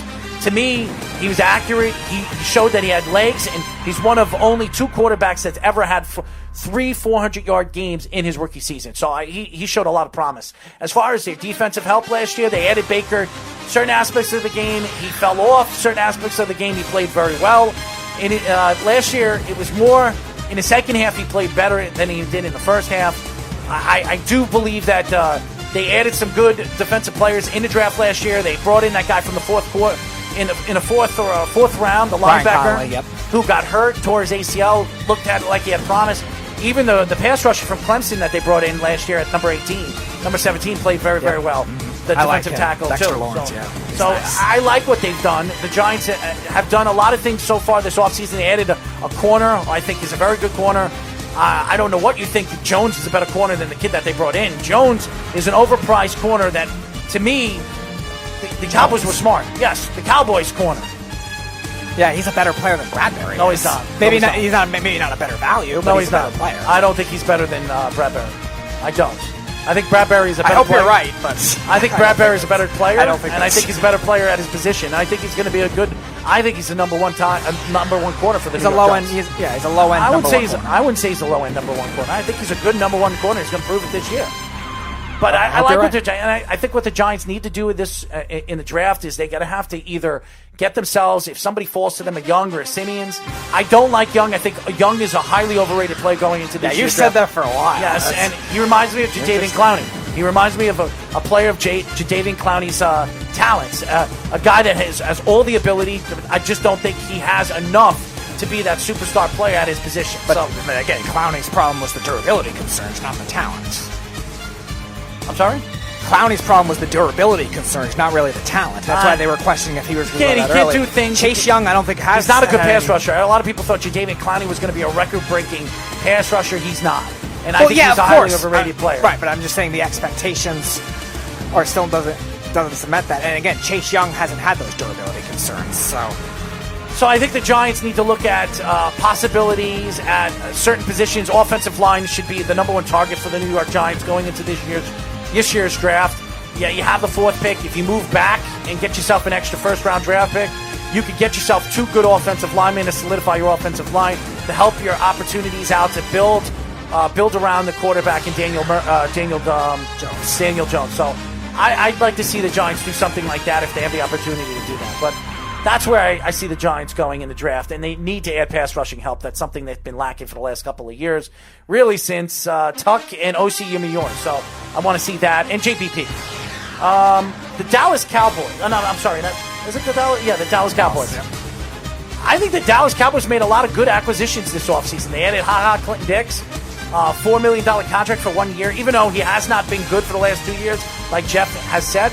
Maybe going to Mike McCarthy's defense where he has had most success will bring him back to old times and play very, very well. You added Poe, who I think is a good pass rusher, something they've lacked in the last couple of years, a run-stopping team. They give themselves solidify their as far as their run-stopping defense is concerned. They have good pass rushers, so I'm interested to see, even though they lost the pass rusher in Quinn this offseason, so I'm interested to see what they're going to do in the draft. Maybe they add a pass rusher or add some corner help, which they need, secondary help. I think that should be the number one target for the Cowboys to go after this offseason in the draft, is going after corner help. There's a lot of good corners in this year's draft. You can get good corners in the first, second, and third. Solidify your corner position is something that a lot of teams need to do, and I think it's one of the most important positions as far as drafting is concerned. So I think that you have to look at that, and the Dallas Cowboys need that. And if you have a chance to get Cam Newton and move away from somebody like Dak Prescott, I would do that. Cam Newton is available. He's solidified himself as a top 7, top 6 quarterback in the league. He looks healthy. He looks big. He looks strong.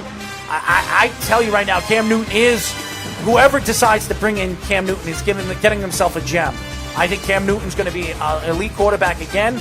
He's only 30 years old, and I think he has the ability to do that. And I think he has proven himself as an MVP and as a Super Bowl contender and championship quarterback to win big games. So yeah, he's been a good playoff quarterback even before that. So now the only thing they would have to do, which they could be tough with their money situation, if they drop Dak Prescott. If they do get Cam Newton, they'd have to get a better backup quarterback than Cooper Rush, though, if he does get hurt.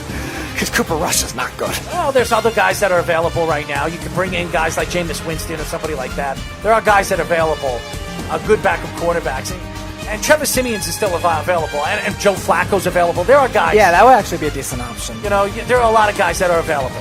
So you could bring in a backup quarterback of that magnitude. As far as the Philadelphia Eagles, they did win out of this division. They added arguably one of the best corners in all of football. They added some defensive help. They lost some defensive players in Bennett. I mean, they lost some players, but I don't think Bennett's a bad loss because I think they have enough pass rush depth. Well, Bennett went to the Cowboys, which that's another guy that will help the Cowboys' defensive line this year. But I like what the Eagles have done, and they have a good magnitude of draft picks this year. I think they have 8, and I'd like to see what they're going to do. I think they need to add some help in the offensive side of the ball. I think their offensive line is getting older. They didn't bring Peters back, so maybe they drafted a moving tackle the first round last year too. And I think they're going to draft another tackle in this year's draft. So they need to solidify that offensive line, especially with the young quarterback in somebody like Dwayne Haskins. I'm interested to see what the Cowboys do. I do believe the Eagles will go after a running back in this year's draft. I could see them doing that. They lost Howard. He went to the Miami Dolphins. So I'm interested to see what the Eagles do. And the Eagles have drafted very, very well the last couple of years. So I think they'll hit on some of their picks. And they need to add some linebacking depth as well, something that they have been lacking the last couple of years. So that's where I think the Eagles need to go. And that's it as far as the draft is concerned and free agency of the NFC East and AFC East here on Down to the Wire. As you guys know, we're going to go to a quick break. When we come back, we'll finish up with our show. We have some other topics that we need to get into, some MLB conversation as well here on Down to the Wire and the Worldwide Sports Radio Network. Speedy's trying to work the computer. He's very, very slow, so we need to work I was trying to fade out the music. Well, like you like me to do. Yeah, I do, but you got to do it in a little bit faster motion. Well, the music had to fade out. Well, you'll fade I was out ending the track. Smart way. It was ending the I'm track. going to help you out. I'm going to teach you the way of the genius. That would be me. Anyway, 631-965-4990. When we come back, we're going to teach you guys how to use Speedy's vibrator. How's that sound? Oh, God. Here we go. Here on the Worldwide Sports Radio Network. You're listening to the Worldwide Sports Radio Network.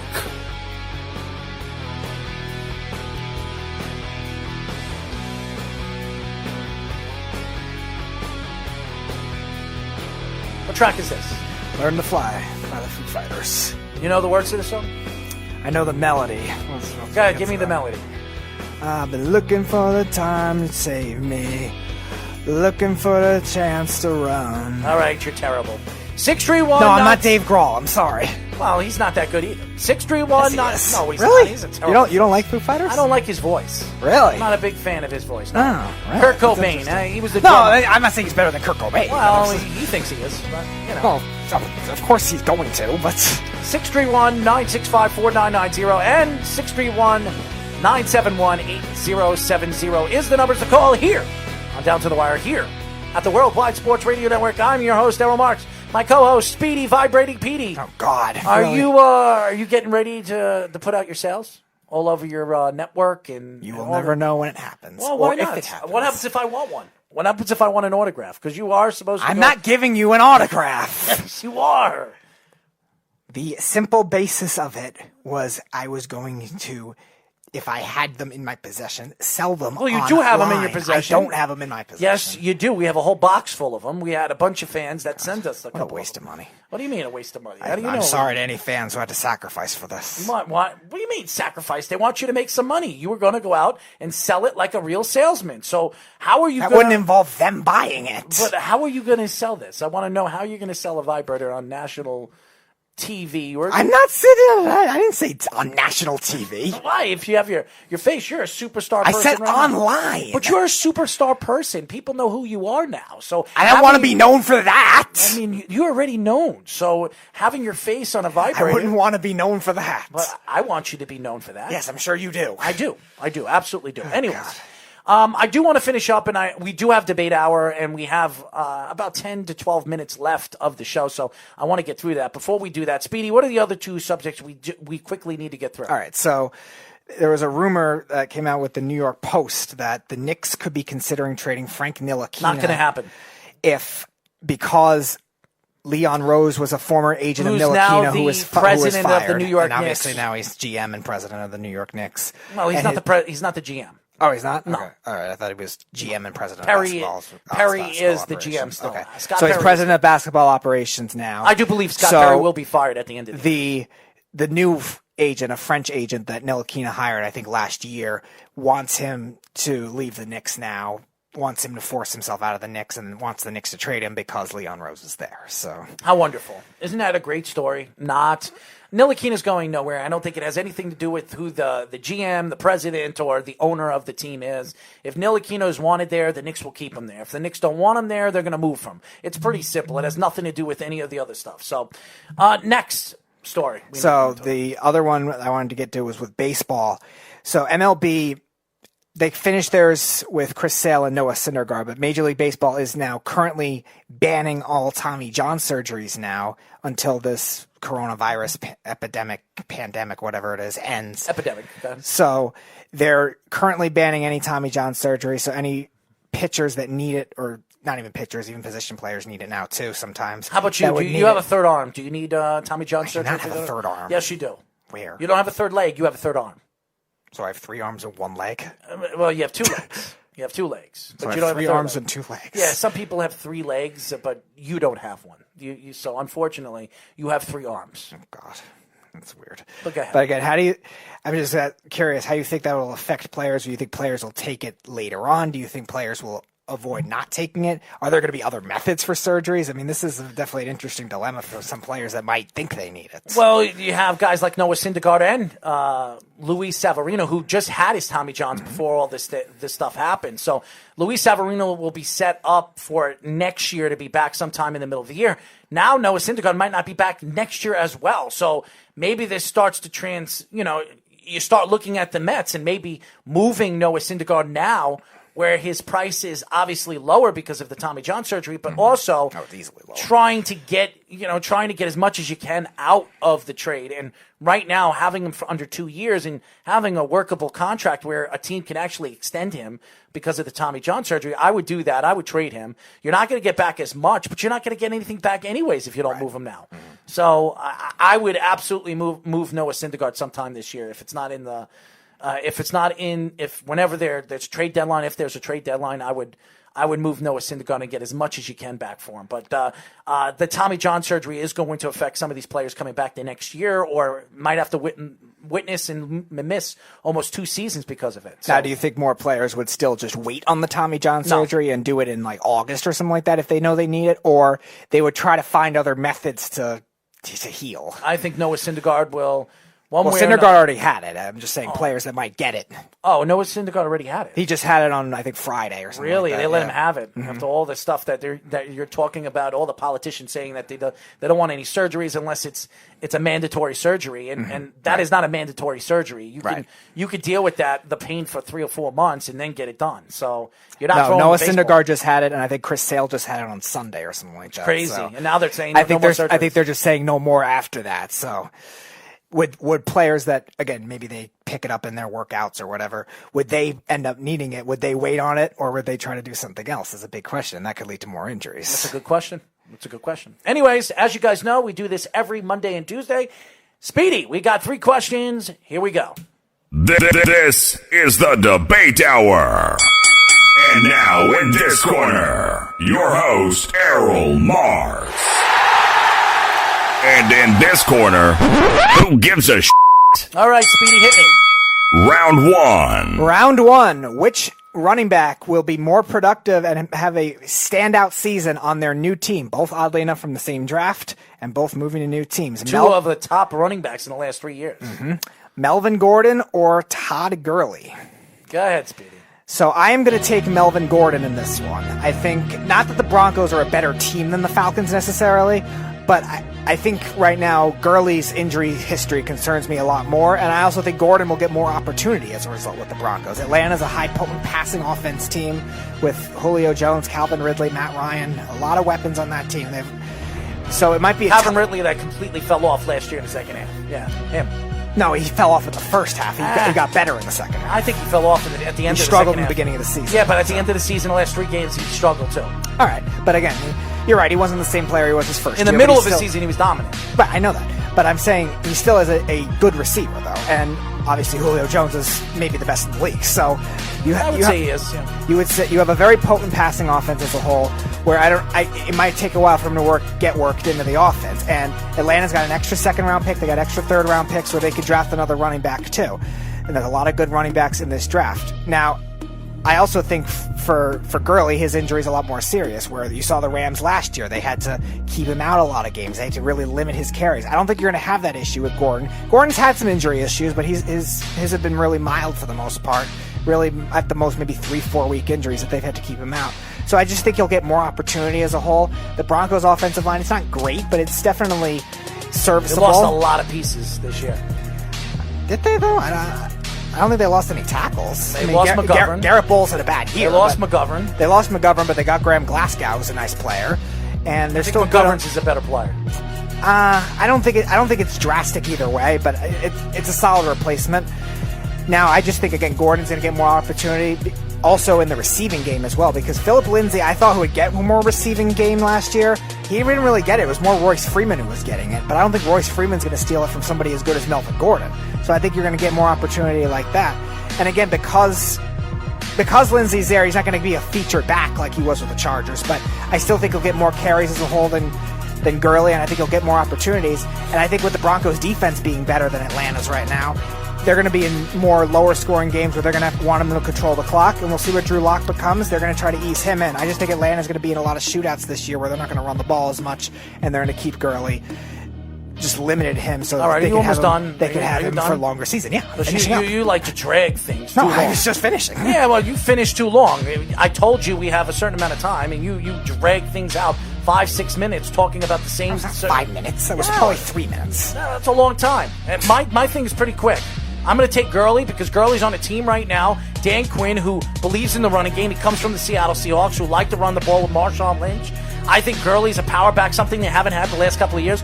Coleman is a borderline power back, but he really wasn't a power back. And Freeman, say what you want, he is legitimately one of those two-way running backs that can catch the ball in the backfield. Gurley is a power back. He can catch the ball on the outside, but he's now going to be sustained as a power back for a team like Atlanta. I think he's going to have a lot of touches. He is the number one guy. He will be the number one guy. There's no more Coleman. There's no more Freeman. He is the guy. And I think they're going to run the ball a lot with that offense, especially when everybody keeps talking about Ryan taking a step back. He's not the same quarterback he once was. He does have weapons. He has Julio Jones. It will open up the run game. And even Calvin Ridley. These guys, the weapons that they had. They did lose Hooper, who is a big loss for them as far as the tight end's concerned. But I like what you see adding somebody like Gurley to that team. He's going to give them more running possibilities, especially power running. That's something they haven't had the last couple of years. So I like Todd Gurley as far as I'm concerned for both. And I like Melvin Gordon too, but I like Todd Gurley on the Atlanta Falcons. I think this is the Atlanta Falcons' year to make another move for a Super Bowl.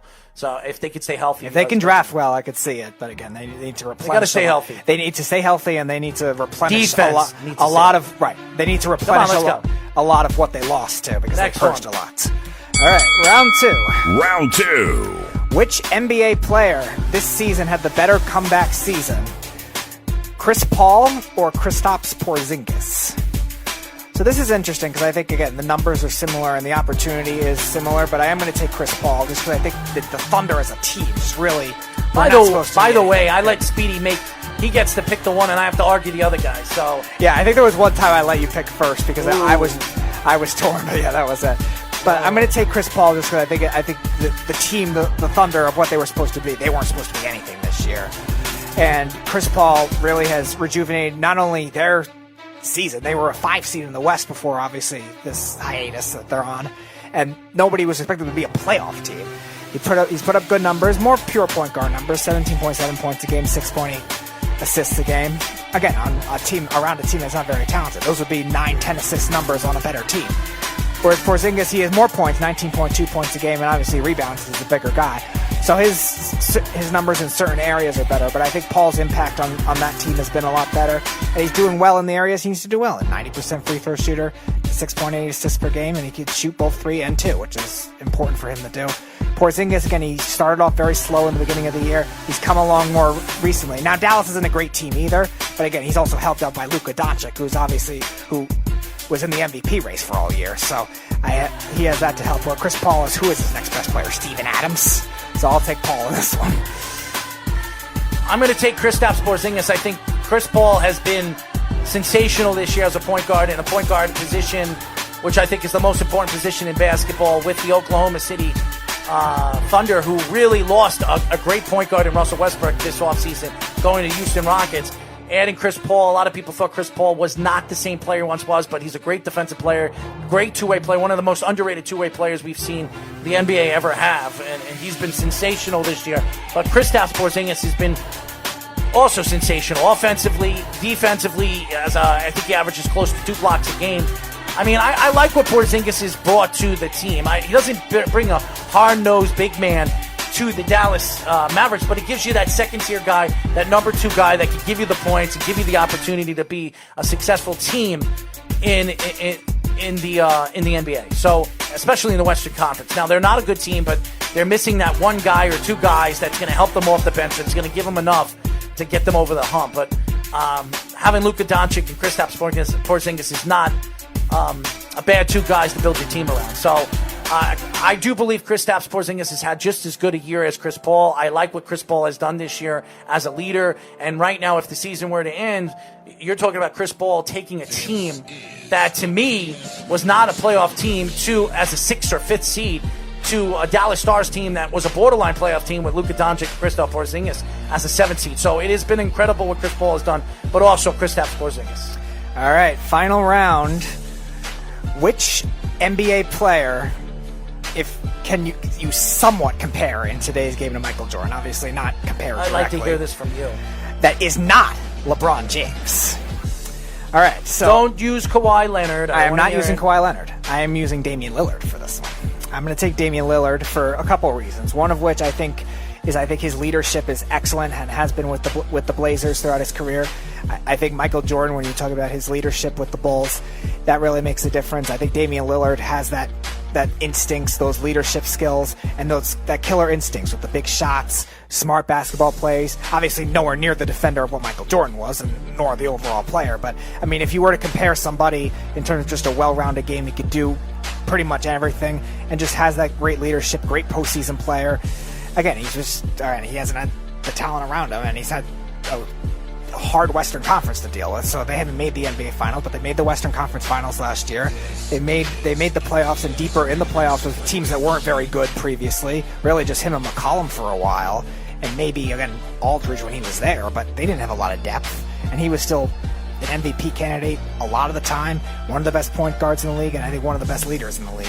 So if it wasn't LeBron James, obviously nobody is Michael Jordan in today's NBA, but if it wasn't LeBron James, I would say it's Damian Lillard, the closest thing in terms of resemblance of a leader and in terms of the killer instinct that he has. I'm going to say, and I know a lot of people are probably going to think I'm crazy, but I'm going to take superstar and superstardom, and a guy that is the center stage, who's going to be the center stage of the NBA for the next couple of years, really the next 15 years, and that's Zion Williamson. I think Zion Williamson, what he has done offensively since he's come back from his injury, and really what he brings to the NBA. He brings that superstar guy that changes the game, gives you a different force. He's not LeBron James. He's not Michael Jordan. They're not similar players, but he could dominate at his size and his weight. What he could do on the floor is something that we haven't seen before. Same thing with Michael Jordan. Same thing with LeBron James. Same thing when we say about some of the top players we've ever seen, Magic Johnson. That's what Zion Williamson could do. He's become a better shooter. I think he's going to transition into a better shooter because of his ability to understand the game and his athletic ability. Now, he's got to stay healthy, but I think his change in the way he reps the NBA and really becomes the face with the Z on the side of his fro. I mean, Zion Williamson is the closest thing to a superstar, to LeBron James, to a Kobe Bryant, to a Michael Jordan.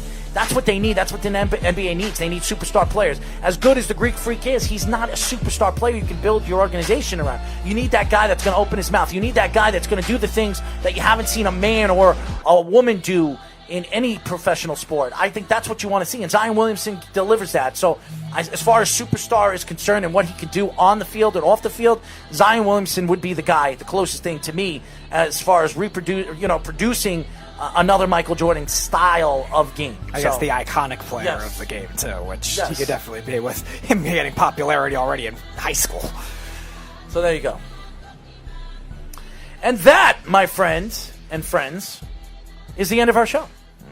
Down to the wire, and we will be back on Thursday. Below the Mic will be on with me and Speedy Petey. And we do have Caged in MMA with me and Anthony Andorossi on Friday. We'll be talking the best in MMA, which is not much, let me tell you, as far as what we're hearing. So basically, Errol will bash Conor McGregor for 30 minutes, and then they'll have a That'll show. be something. I mean, we'll have special guests. I think we are working on some special guests. Not Bellator or UFC fighters, but we're going to probably bring some amateur fighters in or have them call up the show and talk about their upcoming fights, which could be all the way till September. So we'll get it done. I saw something where one of the guys was stuck in Russia or something like that. Yeah.